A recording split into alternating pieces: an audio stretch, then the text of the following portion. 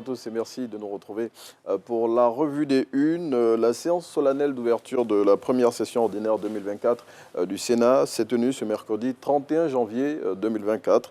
Et Frat indique à cette occasion, Kandia Camara a défini les grandes lignes des actions de la Chambre haute du Parlement ivoirien qui vont s'articuler notamment autour de la décentralisation, la diplomatie et la diaspora ivoirienne.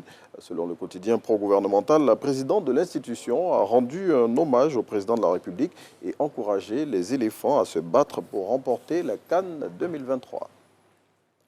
Si remporter la CAN reste un objectif pour la sélection ivoirienne, eh bien pour le quotidien Le Matin, le pari de la mobilisation et de l'hospitalité, eux, ont déjà été remportés par la Côte d'Ivoire. Selon le confrère, pour y parvenir, notre pays a mis en avant la qualité de ses infrastructures, l'organisation, la chaleur humaine et l'humour légendaire qui caractérisent ces populations. Depuis l'annonce du retrait des pays de l'Alliance des États du Sahel, de grosses tractations sont en cours afin de les ramener à la raison. Selon l'Inter, tous les chefs d'État de la communauté économique des États de l'Afrique de l'Ouest sont mis à contribution pour dénouer cette situation.